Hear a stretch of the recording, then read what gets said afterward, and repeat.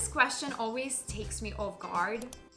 What you should do here is you still don't want to show that, you don't want to talk about that. There are several questions that you absolutely have to prepare for if you're looking to start your corporate career or if you are looking to change your career. The combination of the questions that we're going to talk about today usually are asked during pretty much any interview because they're not specifically linked to a particular sector or industry or job type. I personally search for talent, recruit, and interview approximately 2 to 3 people per day, sometimes even more.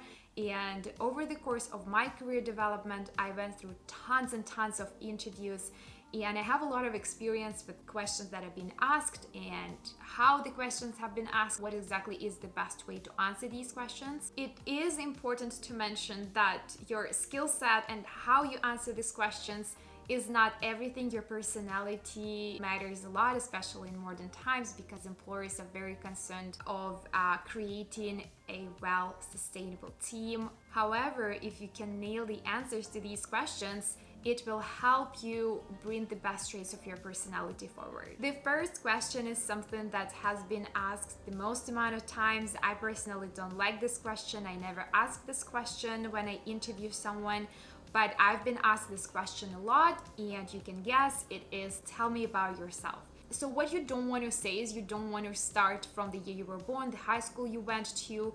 You kind of want to pinpoint the most interesting parts of your career journey, of something that is linked specifically to the position that you're applying for. However, if there is nothing really interesting in your opinion about your career development, then you can just start with the current company you're working for and what you are doing for the company, and then you can mention that the reasons you applied for this particular job, and then you can go back and talk a little bit about your previous work experiences and tell the interviewer how exactly they are linked to your current job search. The next one, how did you learn about this position? There is an amazing answer to this question, but it only works with one condition. If you applied with the job board, but it took you to the career website, you should absolutely say that you found this opportunity on the career website. However, if you haven't applied on the company's website, if you went to the job board and you applied with the job board, you have to be absolutely honest, and you have to say that, let's say you applied through Indeed or whatever job board you're using in your country. So you don't want to lie here, because recruiters or HR professionals will know anyway which platform you used to apply. The next question, why did you decide to apply for this role, or why are you interested in this position? Here you really have to do some research. I understand that sometimes people apply for tons and tons of jobs, and it's not always possible to do this research to really understand why this position might be very appealing for you. But in case the opportunity is something that you're really excited for, just do some research. Talk about some features of the company. Talk about the company culture, the objectives, maybe their targets and goals. Talk about something that interests you specifically. Sometimes you can talk about the social impact of the company, why you want to belong to this company specifically because they do X, Y, or Z. That would probably be the safest answer, as long as you know at least something about the company or what it does, or something that really speaks to you. This is the time when you want to bring it up. Next question, what are you looking for in a current position? Interviewers ask this question because we really want to understand if this specific position is a fit for the candidate. Many times you really have to know the objectives of the candidate as well as the targets of the company to see if this is a good match. For example, if this company is more traditional, but you are saying that you want a career growth, this opportunity might not be the best for you, because usually in traditional companies, you really have to wait for some time till position becomes available, and it's always unpredictable. So when you answer this question, you need to be aware of what the objectives and the culture of the company is. Next, in case you are working for a company at the moment, there can be a question asking you why you're leaving your current company. And here you don't really have to give the reason in detail. If you have been laid off because the project got cut off or because of COVID, you can absolutely say that. You can say that you're looking for a career development. If you didn't have the good experience working for this company, you can just say that you're goals and objectives didn't really meet. The only thing that you probably want to avoid to say is, in case you did have negative experience with your teammates, with your boss, you don't want to reveal that. You don't want to be negative towards your ex-coworkers, because for us as HR, it's the red flag right away. And in our head, it seems like this person might have the same attitude towards his new team members, the same sort of negative attitude. Don't be scared of this question. If you've been laid off for any reason other than justified cause, it's totally fine. You can say that. Just don't be negative about your ex team. The next question that you may be asked is why you have a gap in your career. And the same as the previous question, just be transparent, be lighthearted. There are many reasons why it might happen. Maybe you've been working on a contract basis before and your contract is over. That's why you're looking for a new opportunity. Maybe you have been laid off for X, Y, or Z. There are lots of reasons right now that really affecting why people are not employed at the moment. And recruiters and headhunters and HR professionals try to stay open-minded to those reasons. The next question is one of the more tricky questions, and this is, why should we hire you? The answer to this question should already be in your resume. What this question entails is for you to explain what was the benefit, the value that you brought to the last company you worked with, or what was the benefit you brought to the team, interesting developments in your career that really benefited the company in one way or another. And then based on that, you can say, now I can help your team to do the same.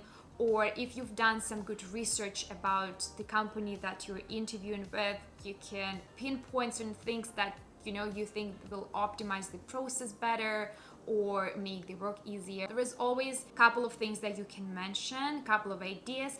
Even though these ideas may not be the best ideas, recruiters or HR always appreciate the input and the willingness of the person to share their ideas. Don't say things like, I am responsible, I'm hardworking, I have a great time management. This is all very relevant. This doesn't really make too much of a difference because every person says the same thing. Just say what you've done and what you can do for them. That's why they should hire you. The next question you should prepare for is, what skills make you qualified for this role? And I had this question asked many times, almost on every single interview, and I do ask this question a lot as well. You really have to be aware of your skills before you apply, before your interview. Again, research.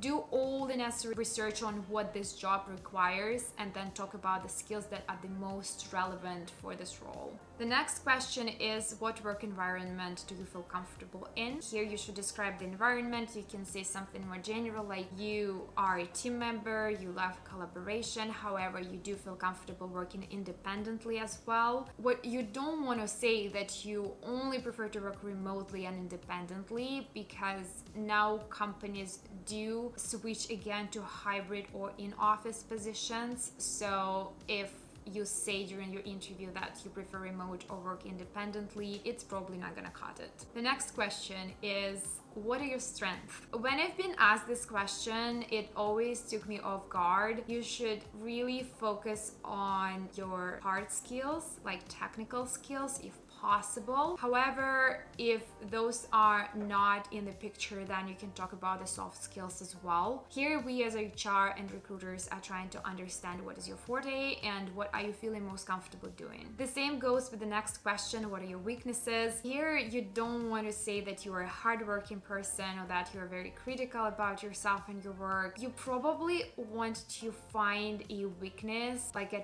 actual weakness that you experienced during your past position. Explain your weakness and tell the employer how you developed it into your strength, how much time you dedicated to evolving this weakness into the strength. They will appreciate that you share this information with them, because everyone understands we're all human, we all make mistakes, we all have our weaknesses. I'd say my advice for you would be to be precise with a specific situation and talk about how we evolve from this situation. The next question is, what is your biggest professional achievement?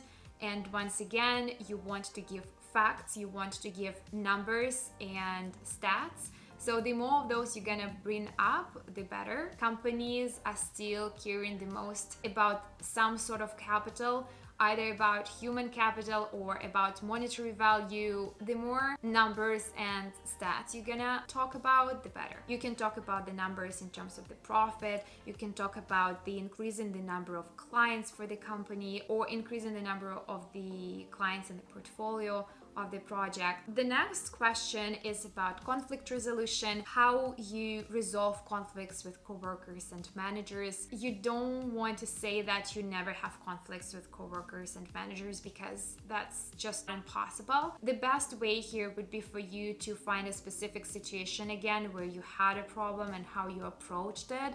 From the management point of view, if you have issues with coworkers, you can just say that, you can describe the situation, and then you can describe your steps in terms of how you solved it. Maybe after the conflict, you met this person in private to talk about the situation. You ask the person their perspective on the situation, how they see it, and then you can say that you tried to explain the reason behind your decision in this event. When you kind of set yourself on the same level as the person that you had conflict with, it's always better to solve it. Give a couple of examples, and then you can say that together in collaboration you came to a conclusion that satisfied both sides. You really want to pinpoint how you solve this conflict and what you learned from this conflict. The next question that you should absolutely prepare for is, tell me about a situation when you showcase your leadership skills. And here what the employers are trying to find out is how capable you are of working in a team, and also how capable you are of working independently. Also, you want to talk about some initiatives that you took on your last place of work or your current place of work. Any company is looking for growth, and any company will appreciate someone who is trying to do better and someone who is trying to get the company to the next level. The next question, as the same as weaknesses, tell me about the situation when you made a mistake. Everyone makes mistakes, so don't worry about this question. Don't worry to be looked at from a judgmental standpoint, because that's not the reason of this question. The reason of this question is to really see your resiliency and your ability to be self-aware and aware of the situation, learn and grow. That's why you want to give, again, a specific example, preferably something that is not directly connected to the position that you applied for, because you can take some soft skill like a conflict based on X, Y, or Z that's not mandatory required for this new opportunity that you are applying for, but maybe it touches it a little bit, but not the core of the whole position, because during the interview you also try to show your best side, right? It's good to be honest, but it's also good to be very self-aware of what you're saying so that you don't drown yourself. The most important, again, is to show how you evolved and what steps you undertook to not have this situation happen again or this mistake happen again. The next question is, how do you stay organized? And it seems like a simple question, but there is a lot of information that the employer can get from the answer to this question. There are so many soft skills that you have to be able to show. However, organization skills is something that's most connected to the technical skills, because you have your technical skills, but you still have to be super organized in order to implement them the right way for this company. Specifically, if the company is very traditional, they will ask you about your organization skills, because the workflow in these companies is very structured and very organized, and the more structured and organized you are, the better chances you have to get the job. Obviously, you don't just say that your organization skills are amazing. What you want to say is what tools you specifically use to be organized, that you put all the events in your calendar, that you have a notepad, that you use different third-party softwares like Asana or Trello or something like that, that you have sticky notes on your laptop, whatever tools you use to be organized. Maybe it's Excel spreadsheets, whatever it is for you. You should definitely talk specifics when you are asked about the level of you staying organized. The next question you also will be asked a lot, but this one does depend on the industry and the sector that you are applying for, and this is, how do you prioritize your work? And different companies and different positions put different emphasis on what they consider the most important and what they consider the least important. If you are someone who works independently or someone who will be working independently, this question is not really adding to your overall value for the company. Whatever makes you comfortable in terms of prioritizing your work so that you get the best results from it. If you're someone who works in a team, especially if you're someone who works with different departments, you probably want to pinpoint that the tasks that do require attention of your leadership come in first, because you kind of have to combine a lot of people and organize and manage a lot of people to complete the task and reach the target. That's why those tasks would probably be somewhere on top for you versus the tasks that you're capable of doing independently. You don't want to say that you start with easier tasks in the first part of the day and then get to the harder tasks later. That's not how it works. Always keep in mind how many people are actually involved in the project or involved in the task, and prioritize those tasks, and then talk about your own personal independent tasks that you're responsible for. The next one is the question that I've been asked once, and it took me completely off guard and I didn't know what to say. How do you go about making a decision when you don't have enough information? Obviously, this question is all about decision making. It's about adapting to a new environment. It's about the resiliency. It's about managing your stress level. It's about so many different things. Try to think of an example that happened to you in your previous work experience when you did go through the situation like that. You had to make a decision that when you didn't have enough of the information. Usually what happens is we don't really make decisions when we don't have enough information. However, there can be different situations, right? Obviously, the safest answer here would be to say that you are postponing to make this decision until you get all the information, or you can say that you make the decision to the best of your ability in the given situation, that you take this risk. It's just gonna show that you can take responsibility and you can be accountable for whatever decisions that you're making. And once again, this is a type of a leadership skill that would probably help you progress in your career. And the last but certainly not the least, the question is completely underrated sometimes, that we kind of brush off when we go into the interview, but that is very important and also reveals a lot of information about the candidate, is what are your long-term and short-term goals? The employer is trying to understand how likely you're gonna stay within the company, how determined you are to progress or grow within the company. This question also shows your inner motivation,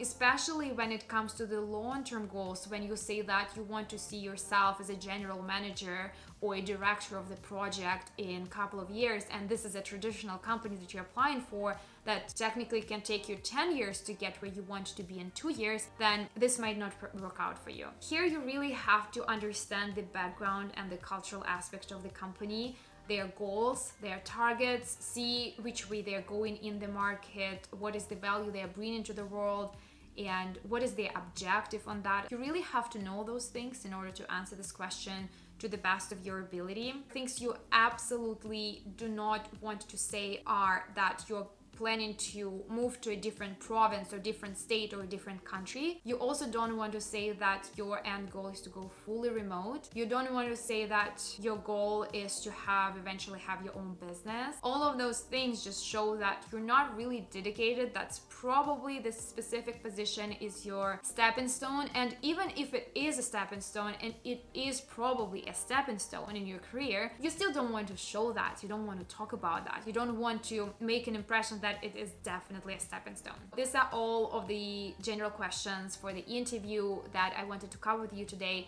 If you have any specific questions on how to answer certain types of them, I'll leave a message down below and I will definitely get back to you on that. That being said, thank you so much for hanging out with me, and I'll see you soon. Cheers.